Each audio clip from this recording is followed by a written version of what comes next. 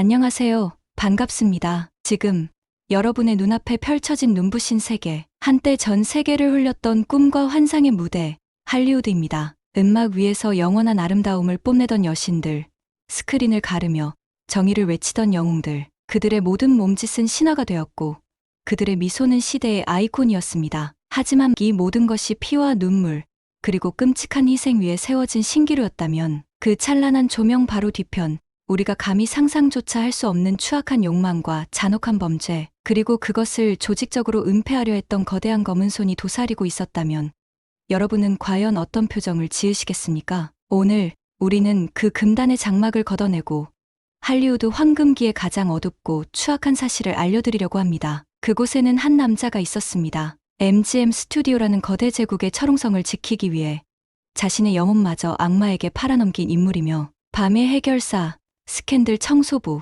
할리우드의 포식자, 라는 섬뜩한 별명을 갖고 있는 한 사람, 바로 에디 매닉스라는 악마입니다. 그의 이름은 공포와 침묵, 그리고 씻을 수 없는 오욕과 함께 할리우드 역사의 낙인처럼 찍혀 있습니다. 과연 그는 단순한 해결사를 넘어 어떤 괴물이었을까요? 그리고 그는 어떻게 그토록 막강한 힘으로 할리우드를 자신의 놀이터처럼 주무를 수 있었을까요? 지금부터 에디 매닉스의 가면 뒤에 숨겨진 피냄새 나는 진실, 그의 탐욕과 폭력으로 얼룩진 충격적인 사실을 낱낱이 해부해 보겠습니다. 이 이야기는 당신이 알고 있던 할리우드의 모든 환상을 산산조각 낼 것입니다. 에디 매닉스, 1891년 뉴저지 포트리의 가난한 아일랜드계 이민자 가정에서 태어난 그의 유년기는 잿빛 절망 그 자체였습니다. 폭력과 가난이 일상처럼 반복되던 환경, 거칠고 음습한 항구 도시의 뒷골목에서 짐승처럼 생존 본능을 키워야 했습니다. 유원지 경비원, 놀이공원의 문지기,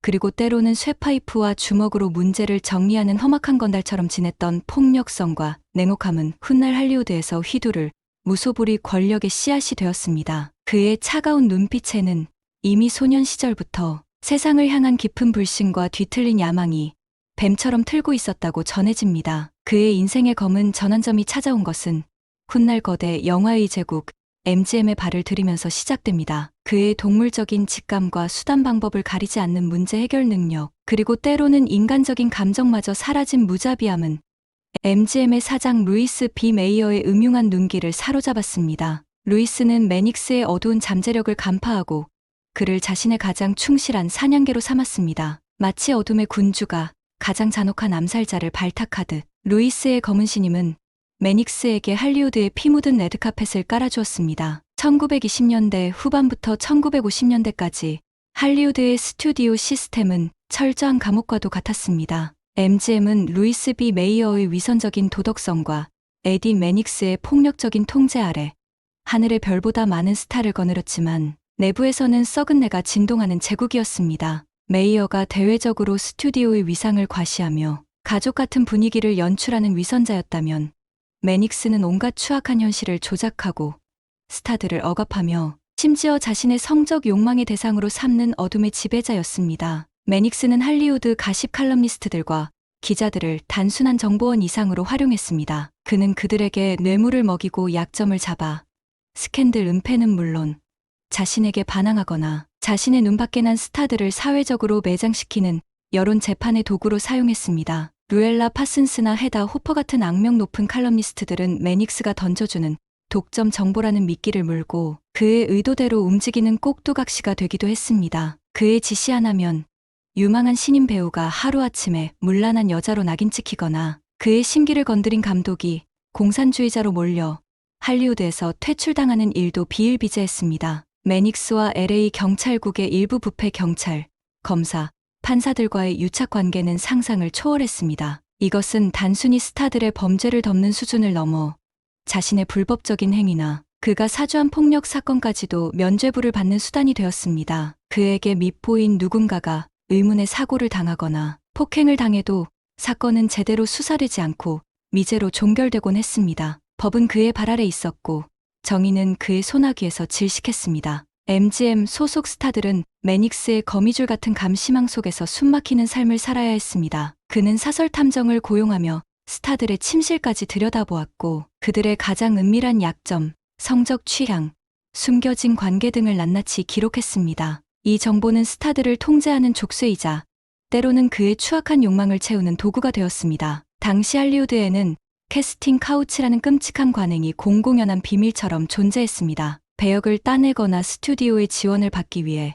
젊고 야망 있는 여배우들은 제작자나 감독, 스튜디오 간부들에게 성상납을 강요당했습니다. 매닉스가 자신의 지위를 이용해 수많은 여배우들에게 부적절한 성적 요구를 했거나 이를 거부하는 이들에게 불이익을 주었습니다. 그의 사무실은 절망한 여배우들의 눈물로 얼룩졌을 것이며 그의 침실은 수많은 이들의 꿈을 짓밟은 욕망의 재단이었을지도 모릅니다. 그는 스타들의 보호자를 자처했지만 실제로는 가장 교활한 포식자였던 것입니다. 매닉스의 폭력성은 단순한 위협을 넘어섰습니다. 그는 자신의 손을 더럽히거나 갱스터의 부하들을 동원해 물리적인 폭력을 행사하는데 주저함이 없었습니다. 스튜디오의 비밀을 누설하려 하거나 그의 비리를 폭로하려는 이들은 의문의 사고를 당하거나 갑자기 자취를 감추는 일이 발생했습니다. 에디 매닉스에게 찍히면 할리우드에서 살아남을 수 없다는 말은 단순한 경고가 아니었습니다. 그것은 피로 쓰인 공포의 주문과도 같았습니다. 에디 매닉스는 2번 결혼했습니다. 그의 2번째 아내인 토니 매닉스는 전직 쇼걸 출신으로 화려한 외모와 야심을 가진 여성이었습니다. 그들의 결혼 생활은 겉보기에는 평범해 보였지만 그 이면에는 복잡하고 뒤틀린 관계가 숨겨져 있었다는 것이 정설입니다. 토니 매닉스 역시 남편의 여성 편력을 묵인하거나 심지어는 자신의 이익을 위해 이용했다는 주장도 있습니다. 특히 토니 매닉스와 조지 리브스의 불륜 관계는 에디 매닉스의 복잡한 사생활과 맞물려 더욱 기괴한 양상을 띱니다. 그의 결혼 생활은 사랑이나 신뢰보다는 권력, 통제, 그리고 서로의 욕망을 위한 암묵적인 거래에 가까웠을지도 모릅니다. 매닉스의 갑질은 상상을 초월했습니다. 그는 배우들을 자신의 소유물처럼 취급하며 계약 조건을 일방적으로 변경하거나 마음에 들지 않는 배우에게는 의도적으로 질낮은 배역을 주거나 출연 기회를 박탈했습니다. 배우들의 사적인 만남이나 휴가 계획까지 간섭했으며 자신의 심기를 거스르는 발언을 한 배우에게는 공개적인 자리에서 모욕을 주거나 경고를 날리는 일도 다반사였습니다. 특히 신인 여배우들은 그의 변덕과 위협에 더욱 취약했습니다. 그는 내가 아니면 너는 이 바닥에서 끝이다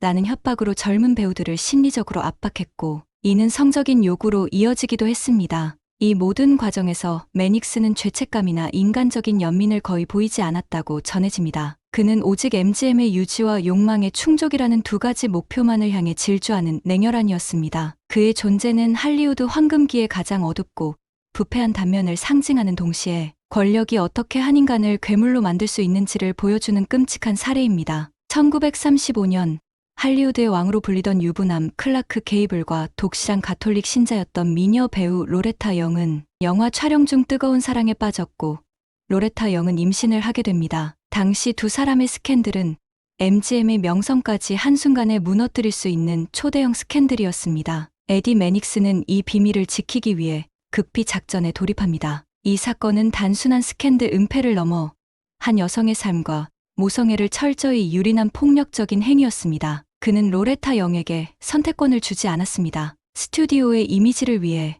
그리고 클라크 게이블이라는 최고 스타를 보호하기 위해 로레타 영에게 아이를 포기하거나 아니면 자신의 지시에 따르도록 강요했습니다. 아이가 태어나자 매닉스는 마치 고아원에서 아이를 입양한 것처럼 모든 서류를 위조하고 언론을 통해 대대적으로 홍보했습니다. 유럽 요양이라는 이름으로 자행된 감금 생활, 출산 후 강제로 아이와 격리되었던 시간들, 그리고 평생 딸에게 진실을 숨겨야 했던 고통은 씻을 수 없는 상처를 남겼습니다. 매닉스는 이 과정에서 로레타 영의 약점을 철저히 이용했으며 그녀의 종교적 신념까지도 자신의 목적을 위해 교묘하게 활용했을 가능성이 높습니다. 그는 해결사가 아니라 한 여성의 인생을 송두리째 빼앗은 약탈자에 가까웠습니다. 이렇게 태어난 딸, 주디 루이스는 평생 자신의 친아버지가 클라크 게이블이라는 사실을 모른 채 입양된 딸로서의 삶을 살아야 했습니다. 한 여성의 모성애와 한 아이의 정체성마저 스튜디오의 이미지를 위해 철저히 유린당했던 이 사건은 매닉스의 냉혹함과 치밀함을 극명하게 보여줍니다. 1930년대 플래티넘 블론드로 불리며 최고의 섹스 심벌로 군림했던 진 할로우, 그녀의 남편이자 MGM의 유능한 프로듀서였던 폴 버니 1932년 9월 자택에서 총상으로 숨진 채 발견됩니다. 현장에는 어젯밤 나의 끔찍한 잘못을 바로잡을 수 있는 유일한 길은 이것뿐이다. 당신을 실망시켜 미안하다 라는 의문투성의 유서가 남아 있었습니다. 그러나 폴번의 죽음에는 수많은 의문점이 제기되었습니다. 그가 도로시 밀레트라는 여성과 사실혼 관계였다는 주장, 그의 성기능 장애와 관련된 루머, 심지어 마피아 연루설까지 있었습니다. 또한 도로시 밀레트는 폴번 사망 며칠 후 투신 자살한 채 발견되어 의혹을 더욱 증폭시켰습니다. 폴번의 죽음 현장에 가장 먼저 도착한 에디 매닉스와 루이 비 메이어가 한 일은 진실 규명이 아니었습니다. 그들의 최우선 과제는 진 할로우와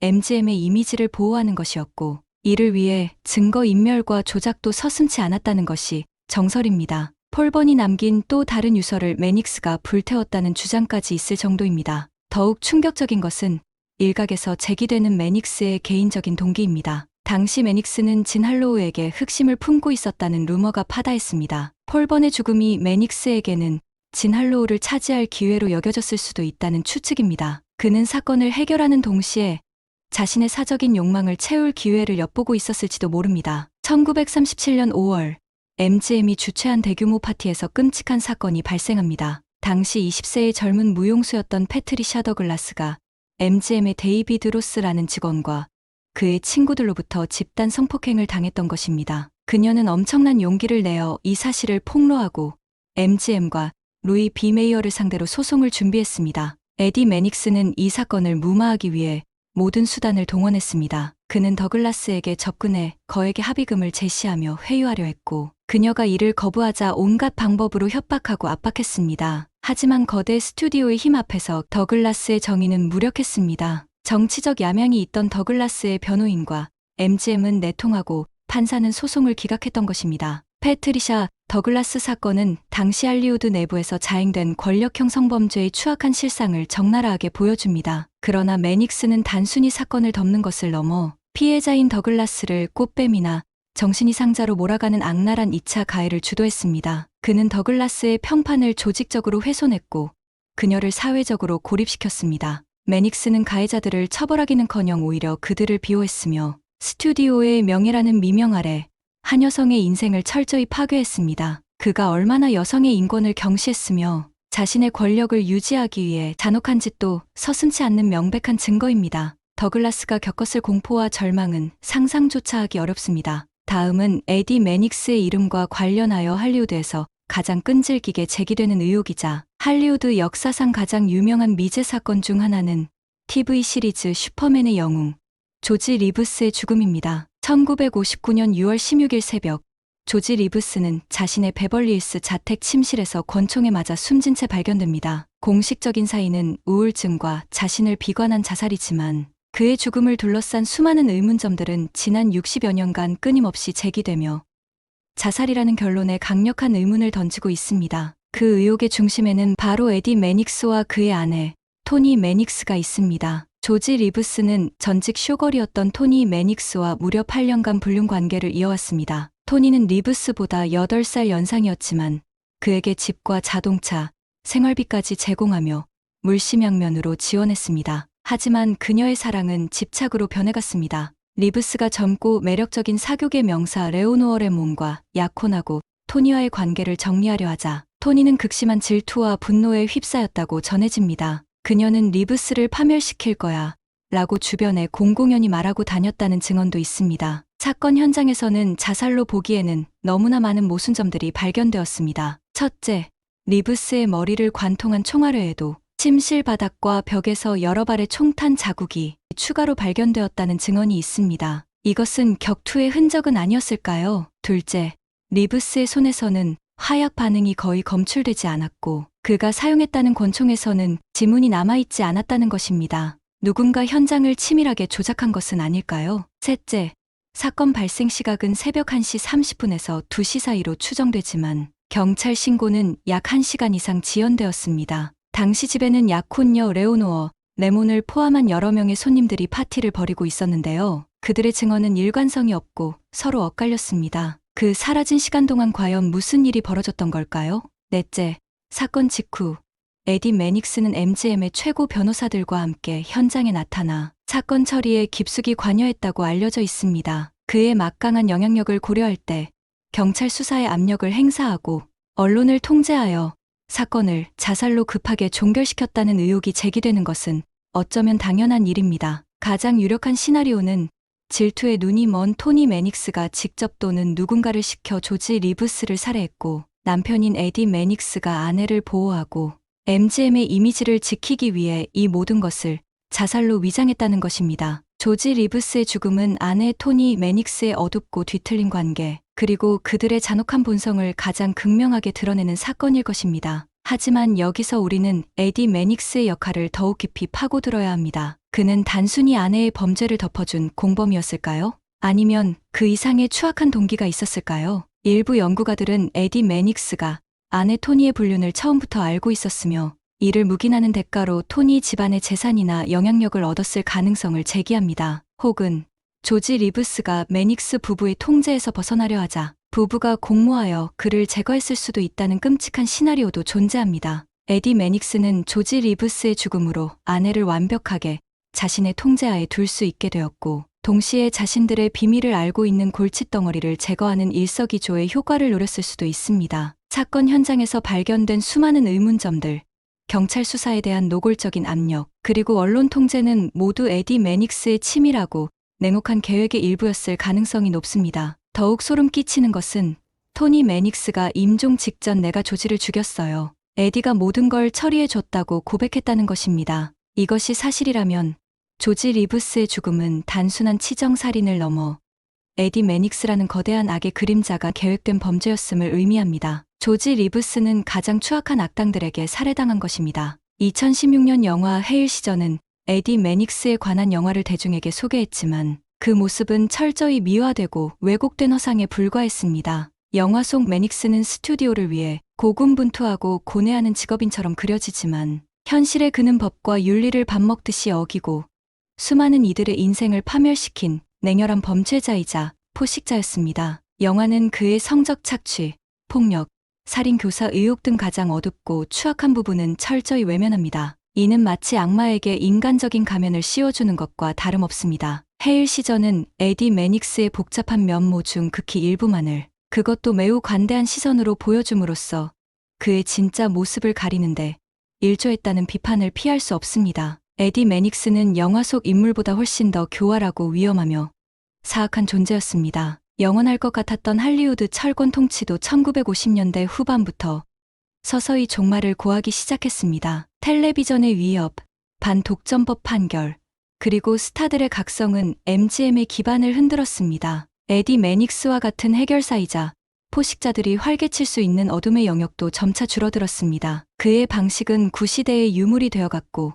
그의 권력도 절대적인 힘을 잃어갔습니다. 에디 매닉스는 1963년 8월 30일 베벌리힐스 자택에서 심장마비로 72세의 생을 마감했습니다. 그가 죽는 순간까지 MGM에 뒤틀린 충성심을 버리지 않았는지 아니면 자신의 수많은 악행의 일말의 가책이라도 느꼈는지는 알 수 없습니다. 하지만 그가 할리우드 역사에 남긴 상처와 어둠의 그림자는 그의 죽음으로도 쉽게 사라지지 않았습니다. 평생 동안 짓밟고 은폐하려 했던 수많은 희생자들의 목소리가 용기를 내기 시작했고 연구자들과 언론인들의 끈질긴 노력으로 그의 추악한 민낯이 하나둘씩 드러나기 시작했습니다. 그는 할리우드라는 화려한 무대 뒤편에서 암약했던 가장 위험한 악마 중 하나였음이 명백해졌습니다. 에디 매닉스, 그의 이름은 이제 할리우드 황금기의 영광 뒤에 숨겨진 가장 추악한 욕망과 폭력, 그리고 부패를 상징하는 고유 명사가 되었습니다. 그는 자신의 권력을 이용해 약자를 짓밟고 여성들을 착취하며